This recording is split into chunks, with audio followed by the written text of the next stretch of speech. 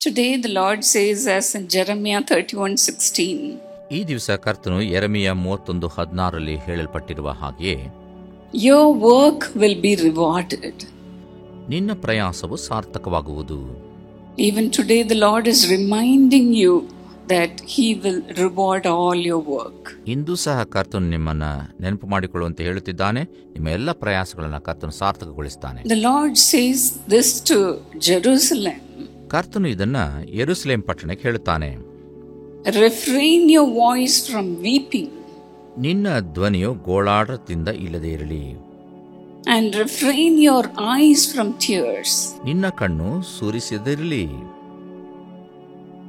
For your work will be rewarded. ಯಾಕಂದ್ರೆ ನಿನ್ನ ಪ್ರಯಾಸವು ಸಾರ್ಥಕವಾಗುವುದು ಎಂಬುದಾಗಿ ಬರೆಯಲ್ಪಟ್ಟಿದೆ. And Rachel was representing Israel. ರಾಹೇಲಳು ಇಸ್ರಾಯೇಲನ್ನ ಪ್ರತಿನಿಧಿಸುತ್ತಿದ್ದಳು. 15th verse it says, 15ನೇ ವಾಕ್ಯದಲ್ಲಿ ಅದು ಹೇಳುತ್ತದೆ, a voice is heard in Ramah. ರಾಮದಲ್ಲಿ ಬೊಬ್ಬೆಯು ಕೇಳಿಸುತ್ತದೆ. Lament with bitter weeping. ಗೋಳಾಟವು ಘೋರ ರೋದನವು ಉಂಟಾಗಿವೆ. Rachel weeping for her children, refusing to be comforted. ರಾಹೇಲಳು ತನ್ನ ಮಕ್ಕಳಿಗೋಸ್ಕರ ಅತ್ತತ್ತು ಅವರು ಇಲ್ಲದೆ ಹೋದದಕ್ಕಾಗಿ ಸಮಾಧಾನ ಹೊಂದಲೊಲ್ಲದೆ ಇದ್ದಾಳೆ. Because her children are no more. ಯಾಕೆಂದ್ರೆ ಆಕೆ ಮಕ್ಕಳು ಇನ್ನು ಆಕೆಯೊಂದಿಗಿಲ್ಲ.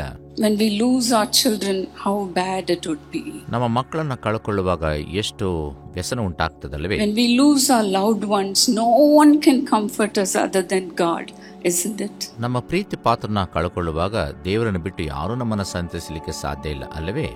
You would be weeping and weeping and weeping. ನಾವು ಅಳುತ್ತಾ ಪ್ರಲಾಪಿಸುತ್ತಾ ಗೋಳಾಡುತ್ತಾ ಇರುತ್ತೇವೆ. You would be lamenting. ನಾವು ಯಾವಾಗಲೂ ಸಹ ಪ್ರಲಾಪಿಸುತ್ತಾ ಇರುತ್ತೇವೆ. In Matthew chapter 2:16 and 17, ಮತ್ತಾಯ 2:16 ಮತ್ತು 17ನೇ ವಾಕ್ಯದಲ್ಲಿ, there we can see how King Herod killed 2 years old boys in Bethlehem. ಅರಸನಾದ ಹೆರೋದನು 2 ವರ್ಷದ ಕೆಳಗಿನ ಗಂಡು ಮಕ್ಕಳನ್ನ ಯಾವ ರೀತಿ ಕೊಂದನು ಎಂಬುದಾಗಿ ಅಲ್ಲಿ ನಾವು ಓದಿ ನೋಡುತ್ತೇವೆ. When he realized that he had been outwitted by the wise men, ಹೆರೋದನು ತನಗೆ ಜೋಯಿಸರು ಮೋಸ ಮಾಡಿದಾರೆಂದು ತಿಳಿದು he was so furious. ಬಹಳ ಸಿಟ್ಟಾದನು. He gave orders to kill the boys who were 2 years and under. 2 ವರ್ಷದೊಳಗಿನ ಗಂಡು ಕೂಸುಗಳನ್ನೆಲ್ಲ ಕೊಲ್ಲಿಸಬೇಕೆಂಬುದಾಗಿ ಆತನು ಆಜ್ಞಾಪನೆ ಕೊಟ್ಟನು. He was all the time thinking of killing Jesus. ಆತನು ಯಾವಾಗಲೂ ಯೇಸುವನ್ನು ಕೊಲ್ಲಲಿಕ್ಕೆ ಪ್ರಯತ್ನ ಮಾಡುತ್ತಲೇ ಇದ್ದನು. As he was mocked by the wise men, ಯಾಕೆಂದರೆ ಜೋಯಿಸರು ಅವನಿಗೆ ಹೇಳದೆ ಹೋದದ್ದರಿಂದ, by not telling him where Jesus was. ಯೇಸು ಎಲ್ಲಿದ್ದಾನೆ ಎಂಬುದಾಗಿ ಹೇಳದೆ ಅವರು ಹಿಂತಿರುಗಿ ಹೋದದ್ದರಿಂದ He was so furious. ಆತನಿಗೆ ಬಹಳ ಕೋಪ ಬಂತು. And he killed all the little boys who were 2 years old. 2 ವರ್ಷದೊಳಗಿನ ಗಂಡು ಕೂಸುಗಳನ್ನೆಲ್ಲರನ್ನು ಕೊಲ್ಲಿಸಿಬಿಟ್ಟನು. The mothers were crying and lamenting. ತಾಯಂದರು ಅಳುತ್ತಾ ಪ್ರಲಾಪಿಸುತ್ತಾ ಇದ್ದರು. And not only that, Herod killed the little boys in Bethlehem. ಅದು ಮಾತ್ರವಲ್ಲ, ಹೆರೋದನು ಬೆತ್ಲೆಹೇಮಿನಲ್ಲಿ ಗಂಡು ಮಕ್ಕಳೆಲ್ಲರನ್ನು ಕೊಲ್ಲಿಸಿಬಿಟ್ಟಿದ್ದನು. Many nations, they destroyed the people of Israel. ಅನೇಕ ರಾಷ್ಟ್ರಗಳು ಇಸ್ರಾಯೇಲರ ಮಕ್ಕಳನ್ನ ಕೊಂದು ಹಾಕಿದರು. Till today, nations are fighting for Israel. ಇಂದು ಸಹ ಇಸ್ರಾಯೇಲ್ ದೇಶಕ್ಕೋಸ್ಕರ ರಾಷ್ಟ್ರಗಳು ಹೋರಾಟ ಮಾಡುತ್ತಲೇ ಇದೆ. And there is bombing and killing in Israel. Israel ದೇಶದಲ್ಲಿ ಬಾಂಬ್ಗಳು ಹಾಕಲ್ಪಡುತ್ತಿದೆ ಮತ್ತು ಕೊಲ್ಲಲ್ಪಡುತ್ತಾ ಇದ್ದಾರೆ. Here in Jeremiah 31st chapter, Jeremiah says about Jerusalem. ಇಲ್ಲಿ ಯೆರೆಮೀಯನ 31ನೇ ಅಧ್ಯಾಯದಲ್ಲಿ ಯೆರೂಸಲೇಮನ್ನು ಕುರಿತು ಆ ಪ್ರವಾದಿ ಹೇಳುತ್ತಾನೆ. In 16th verse, he says, all your children will be returning from their enemy country. 16ನೇ ವಾಕ್ಯದಲ್ಲಿ ಆತನು ಹೇಳುತ್ತಾನೆ, ನಿನ್ನ ಮಕ್ಕಳೆಲ್ಲರೂ ಸಹ ನಿನ್ನ ಸ್ವಂತ ದೇಶಕ್ಕೆ ಹಿಂತಿರುಗಿ ಬರುವರು. And the Lord says, I will again build you up and you will be rebuilt. ನಾನು ಮತ್ತೆ ನಿನ್ನನ್ನು ಕಟ್ಟುತ್ತೇನೆ ಮತ್ತು ನೀನು ಪುನಃ ಸ್ಥಾಪಿಸಲ್ಪಡುವಿ. In Jeremiah 31:4. ಯೆರೆಮೀಯ 31:4ನೇ ವಾಕ್ಯದಲ್ಲಿ, Oh virgin Israel, you will be rebuilt again. ಓ ಇಸ್ರಾಯೇಲ್ ಎಂಬ ಯುವತಿಯೇ, ನಾನು ನಿನ್ನನ್ನು ಪುನಃ ಕಟ್ಟುವೆನು. Today we are going to take this for ourselves. ಈ ದಿವಸ ಈ ವಾಕ್ಯವನ್ನ ನಾವು ನಮ್ಮದಾಗಿಸಿಕೊಳ್ತೇವೆ. This is being said to you today. ಇಂದು ಇದು ನಿಮಗೆ ಹೇಳಲ್ಪಟ್ಟಿದೆ ಪ್ರಿಯರೇ. You have been crying and lamenting not only for your children but for your spiritual children also. ನೀವು ನಿಮ್ಮ ಮಕ್ಕಳಿಗೋಸ್ಕರ ಮಾತ್ರವಲ್ಲ, ನಿಮ್ಮ ಆತ್ಮಿಕ ಮಕ್ಕಳಿಗೋಸ್ಕರವೂ ಸಹ ಈ ದಿವಸದಲ್ಲಿ ಈ ರೀತಿ ನೀವು ಪ್ರಲಾಪಿಸ್ತಾ ಇದ್ದೀರಿ. And the Lord says your work will be rewarded. ಕರ್ತನು ಹೇಳುತ್ತಾನೆ, ನಿಮ್ಮ ಪ್ರಯಾಸವು ಸಾರ್ಥಕವಾಗುವುದು. What was the work of Rachel? ಹಾಗಾದ್ರೆ ರಾಹೇಲಳ ಕೆಲಸ ಏನಾಗಿತ್ತು? She had been bearing children and taking care of the children. ಆಕೆ ಮಕ್ಕಳನ್ನ ಹೆರುತ್ತಾ ಮತ್ತು ಮಕ್ಕಳನ್ನ ನೋಡಿಕೊಳ್ಳುತ್ತಾ ಇದ್ದಂತ ಒಬ್ಬ ಸ್ತ್ರೀ. The same work you are doing. ನೀವು ಸಹ ಇಂದು ಅದೇ ಕಾರ್ಯವನ್ನು ಮಾಡುತ್ತಿದ್ದೀರಿ. You are bearing children and bringing up children for God. ನೀವು ಮಕ್ಕಳನ್ನ ಪಡೆದುಕೊಂಡು ಮಕ್ಕಳನ್ನ ನೀವು ಮುಂದೆ ನಡೆಸುತ್ತಿದ್ದೀರಿ. And the Lord says to you, your work will be rewarded. ನಿಮ್ಮ ಕೈ ಪ್ರಯಾಸವು ಸಾರ್ಥಕವಾಗುವುದೆಂಬುದಾಗಿ ಕರ್ತನು ಹೇಳುತ್ತಾನೆ. The same work Rachel was doing, you were also doing. ರಾಹೇಲಳು ಮಾಡುತ್ತಾ ಇದ್ದಂತ ಅದೇ ಕೆಲಸವನ್ನು ಇಂದು ನೀವು ಸಹ ಮಾಡುತ್ತಿದ್ದೀರಿ. You are doing it today. ನೀವು ಅದನ್ನು ಮಾಡುತ್ತಿದ್ದೀರಿ. You are bringing up children and bearing children. ನೀವು ಮಕ್ಕಳನ್ನು ಹೆರುತ್ತಿದ್ದೀರಿ ಮತ್ತು ಮಕ್ಕಳನ್ನು ಕಾಪಾಡುತ್ತಾ ಪೋಷಿಸುತ್ತಿದ್ದೀರಿ. And as the Lord promised them to rebuild Jerusalem, the Lord is been doing today. ಯೆರೂಸಲೇಮನ್ನು ಪುನಃ ಕಟ್ಟುತ್ತೇನೆ ಎಂಬುದಾಗಿ ಹೇಳಿದಂತ ಅದೇ ಕರ್ತನು ಈ ದಿವಸಗಳಲ್ಲಿ ಆ ಕಾರ್ಯವನ್ನು ಮಾಡುತ್ತಿದ್ದಾನೆ. When we were in Jerusalem at Ben Gurion Airport, Ben Gurion airport Jerusalem ಇದೆ, ಅಲ್ಲಿ ನಾವು ಇದ್ದ ದಿವಸಗಳಲ್ಲಿ few people were singing songs that is in Jeremiah 31:15 and 16. ಯೆರೆಮೀಯ 31:15-16 ಅನುಗುಣವಾಗಿ ಕೆಲವರು ಅಲ್ಲಿ ಹಾಡುಗಳನ್ನು ಹಾಡುತ್ತಿದ್ದರು. They were singing the same verse. ಅವರು ಇದೇ ವಾಕ್ಯವನ್ನು ಕುರಿತು ಹಾಡುತ್ತಿದ್ದರು. That your children will be returning from their enemy country. ನಿಮ್ಮ ಮಕ್ಕಳು ಹಿಂದಿರುಗಿ ಸ್ವಂತ ಸೀಮೆಯನ್ನು ಸೇರುವರು ಎಂಬುದಾಗಿ.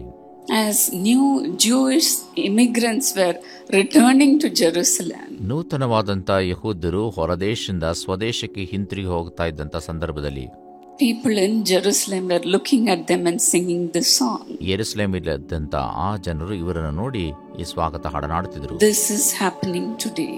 ಇಂದು ಈ ಕಾರ್ಯ ಸಂಭವಿಸ್ತಾ ಇದೆ ಪ್ರಿಯರೇ.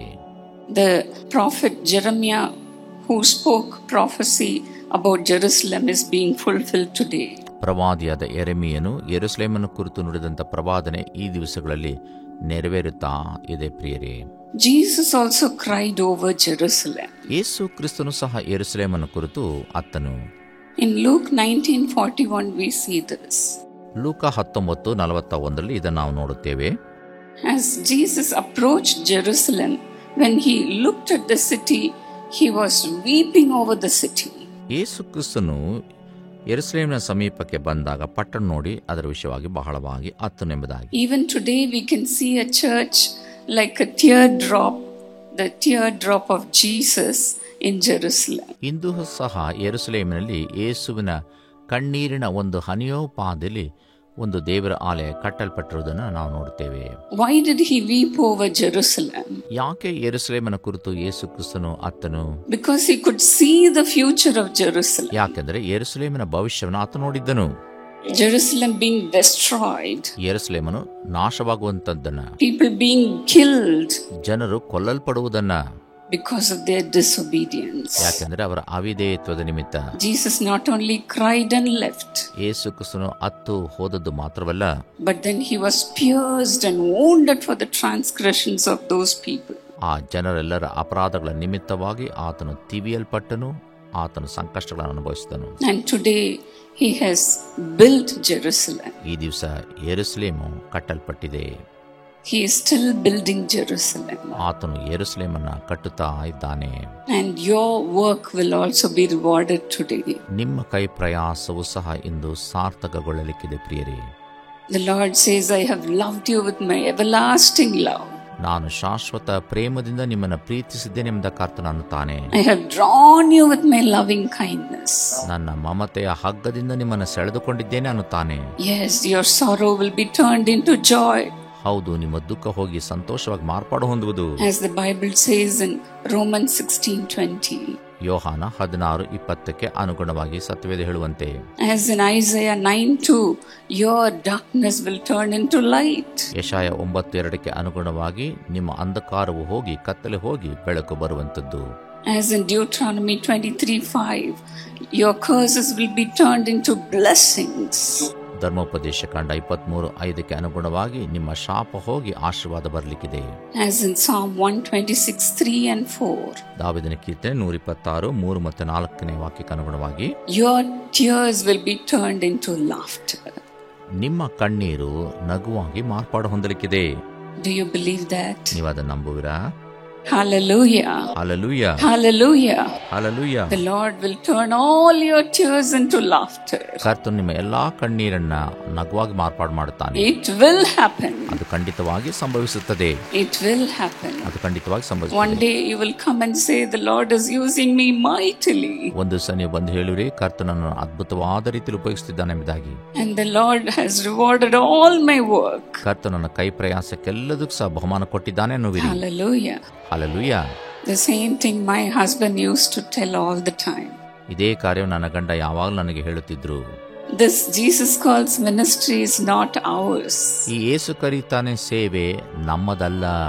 He will tell this to me again and again. ಇದನ್ನ ಮತ್ತೆ ಮತ್ತೆ ಯಾವಾಗಲೂ ನನಗೆ ಹೇಳುತ್ತಿರುತ್ತಾರೆ ನನ್ನ ಗಂಡ.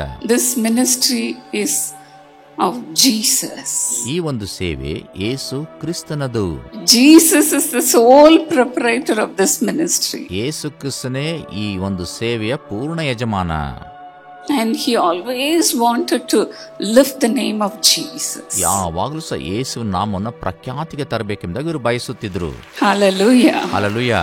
Hallelujah. Hallelujah. We have to do the will of God every day. ನಾವು ದೇವರ ಚಿತ್ತವನ್ನ ಪ್ರತಿನಿತ್ಯ ಮಾಡಬೇಕು. Jesus also said, my food is to do the will of God. ಯೇಸು ಕ್ರಿಸ್ತನು ಸಹ ಹೇಳಿದ್ದಾನೆ, ದೇವರ ಚಿತ್ತವನ್ನ ನೆರವೇರಿಸುವಂತದ್ದು ನನ್ನ ಆಹಾರವಾಗಿದೆ. Let us obey God. ನಾವು ದೇವರಿಗೆ ವಿಧೇಯರಾಗೋಣ.